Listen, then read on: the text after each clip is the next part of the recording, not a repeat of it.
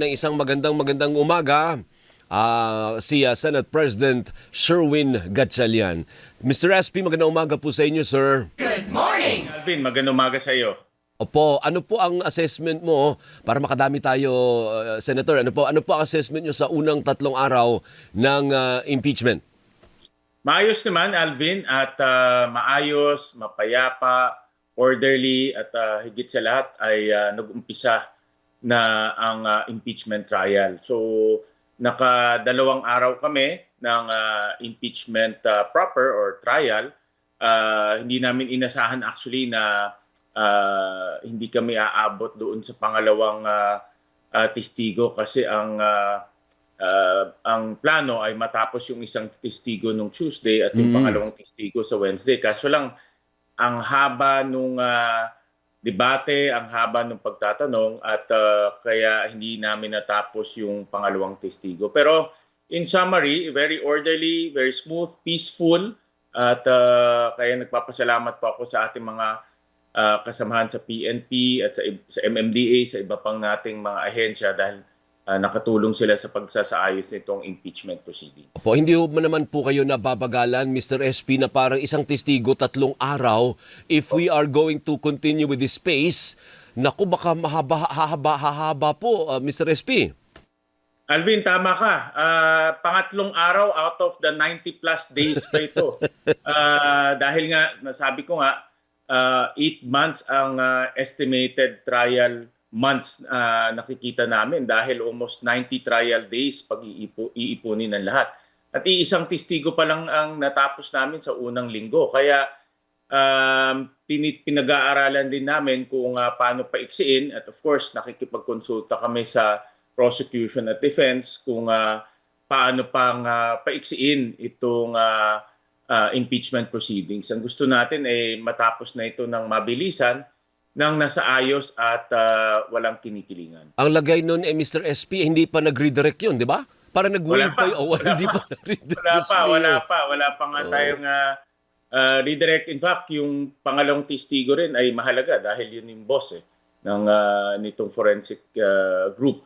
Kaya yun, matatagalan din yun. In-estimate namin, medyo matagal din. Kaya makikipag-usap kami sa prosecution at defense at titignan natin kung paano pampaiksiin at pabilisin itong takbo ng impeachment. Pero doon po sa panig ng prosecution at saka depensa, Mr. SP, wala naman po kayong problema. Parang hindi naman po deliberate. Kasi kasi hindi kami abogado Kayo hindi rin po kayo abogado. Maraming pumupuna na panay na lang objection, ang hahaba tuloy. Okay lang po sa inyo yon. Strategy yan, Alvin. Pinapanood ko rin yung impeachment trial ni Chief Justice Corona nung una. Nung pinapanood ko at pinag-aaralan ko, Opo. yung unang 2 o 3 linggo, napakadaming objections. Pero after that, mababawasan rin itong mga objections. And I think kasi dahil nga first week pa lang, siyempre, nagpapakitang gilas yung 2 panig, marami talaga mga ganyan. Pero as we go along, tingin ko mas kukonti at mas bibilis yung mga proceedings. Ngayon, may issue po ba kayo, Mr. SP, kasama naman kayo as a judge, may issue ba kayo sa pagtatanong ni Senator Risa Ontiveros? Kasi twice na po siyang na-call yung attention niya. Nasabi ko nga sa guest namin kanina, kung akong tatanungin as an ordinary viewer na hindi abogado, para may sense naman ang tanong ni Senator Risa sa totoo lang. Kaya lang, it appears na parang bawal pala yung ganyang klaseng mga tanong sa impeachment, Mr. SP. Tama, magandang tanong yan. Alvin, 2 bagay, no? Unang-una, tama ka, no? Na yung kanyang tanong ay may sense at in fact, yun naman ang punto na gusto natin, di ba? At the end of the day, itong magtatanong, paglalahad ng mga ebidensya, nakakoneksyon to sa impeachable offense. So, kaagad niyang natanong yun. At of course, medyo na-preempt, no? Dahil may proseso nga itong mga ganitong impeachment proceedings. Ang unang proseso, ilalahad mo yung mga ebidensya. Pangalawang proseso, ilalahad mo lahat ng testimonya. At pangatlong proseso, dapat yung 2 panig magkasundo kung ano ang tatanggapin sa ebidensya at testimonya. Yung proseso na yan ay napakahaba. Pero ang punot dulo nito, ano bang connection nito sa impeachable offense? Yun naman ang punto ni Senator Risa. Kaya na-advance pero napakahalaga yung kanyang tanong. Kaya ito naman ay nasagot na naman ng presiding officer at kagaya ng sinabi ko, first week pa lang, maraming adjustment nangyayari sa ating mga senator judges, maraming adjustment nangyayari sa prosecution and defense.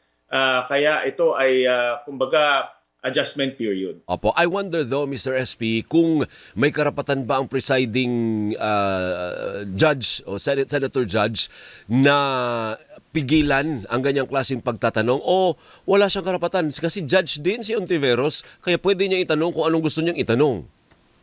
Tama. Even in the past, no, nung pinapanood ko rin yung ERAP impeachment, yung Corona impeachment, talagang napakalaki ng latitude o napakalaki ng liberality na binibigay sa mga senator judges. Sabi nga ni Senator Enrile nung unang panahon, lahat ng nasa isip ng senator judge pwede niyang itanong at wala ring karapatan yung presiding officer na pigilan siya. Pero para maayos ang takbo, pinapaalalahanan naman ng presiding officer kung ano yung pwedeng itanong at ano rin yung mga dapat itanong ng pahuli. May timing issue rin kasi. Kahit na mahalaga yung tanong mo pero hindi pa nalalagay yung basis o hindi pa na-presenta yung mga ebidensya, huwag mo munang tanungin. No? So may mga ganyan na proseso na dapat rin na sundan ng ating mga senator judges. Pinapaalalahanan naman, no? At binibigyan ng tamang direksyon. Or maybe it's also a reflection, Mr. SP, ng frustration din ng ordinaryong mamayan na ang tagal, ang bagal. Oh. Pwede din ganun, di ba? Kailangan maintindihan ng ating mga kababayan, proseso to. Naintindihan ko yung sinasabi mo. In fact, yun rin nasa isip ko na ang punot dulo nga nito, ano bang linabag? Diba?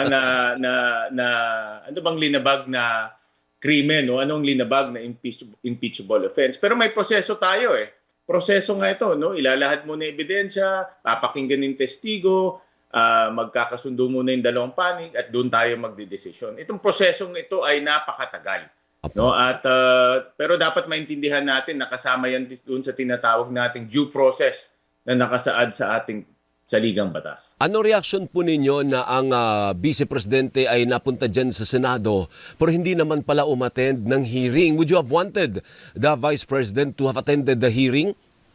Wala naman Alvin, wala naman kasing supina, wala naman hiling sa magkamilang panig na siya ay gagawing testigo. Wala pang ganun. No, yung pagpunta niya doon, sa pagkaintinding ko, ay para kausapin yung kanyang defense team. Of course, kailangan ng moral support yung kanyang defense team. At sa pagkakaintindi ko, yun ay ginawa niya. Do you want the Vice President to attend the hearing or to have her testimony also taken by the court? May mga limitasyon yan, Alvin, dahil nga hindi ka naman pwede magbigay ng pahayag na laban sa sarili mo, yung self-incrimination. Okay. Pero itong mga bagay na ganito, pag-uusapan pa yan along the way. Kasi marami pang dapat pakinggan eh. Dapat tignan pa natin kung ano pa yung mga lalabas na ebidensya. At pag mapapag-uusapan din yan along the way. No, tandaan natin, 3 araw pa lang to sa 90 days.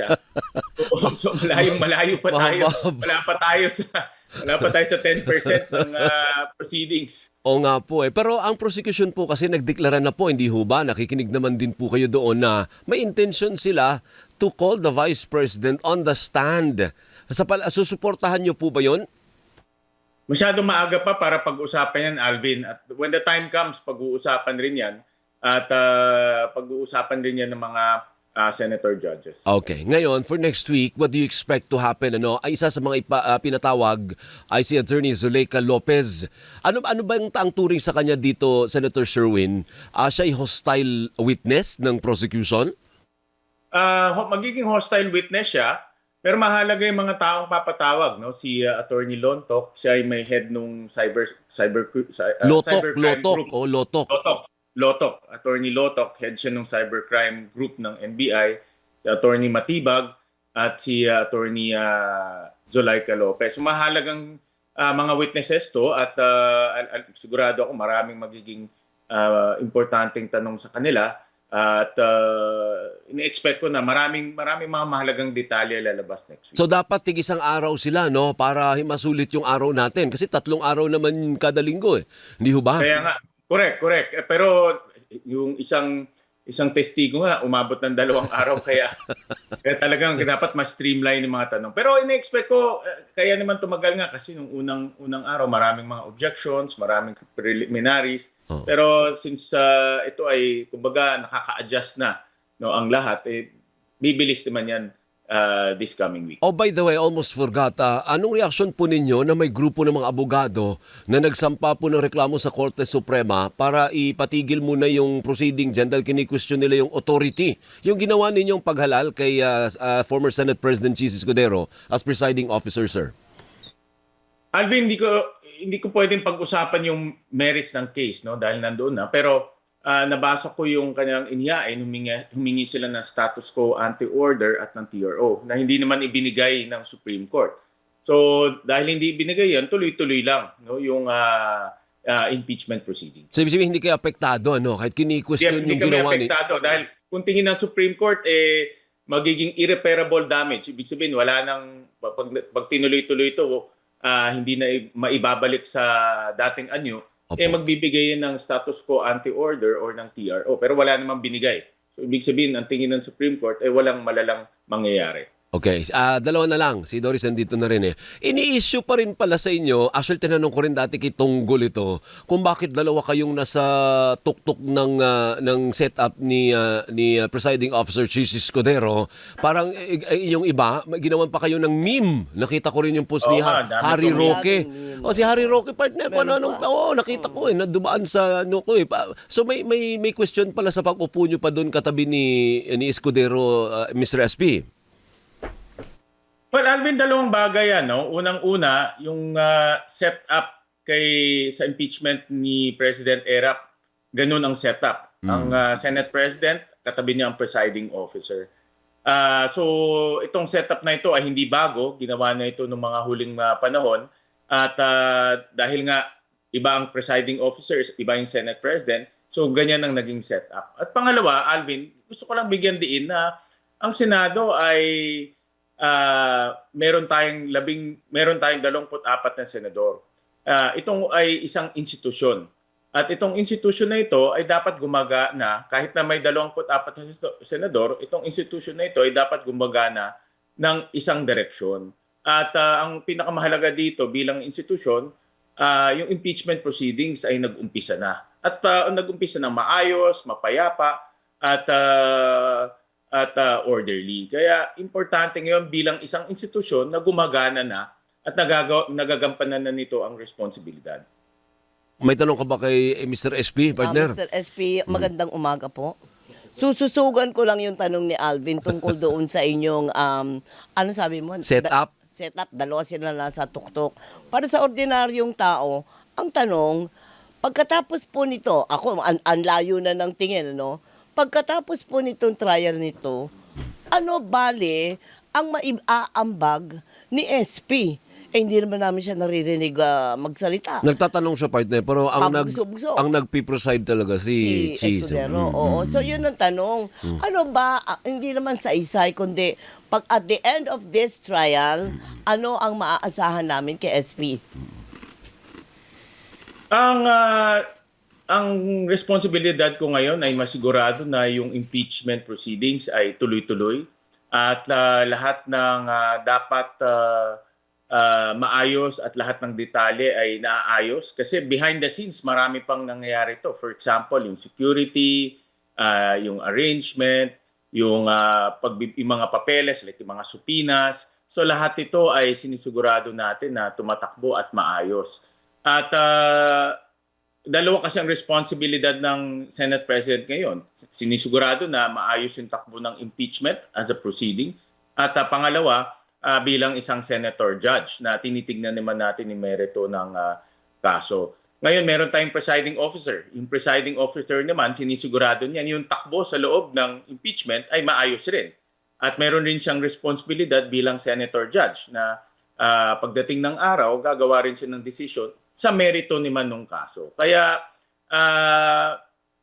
kami lahat, no, yung 24 na senators, or in this case 23 na senators na sa plenaryo, bilang senator judge, dadating ang panahon na gagawa kami ng desisyon tungkol sa merito ng kaso. Apo. Okay. One last, ano ang posisyon nyo, Mr. SP, doon sa gusto nila na makapag-participate din sa hearing sina Senator Jinggoy at si Marcoleta?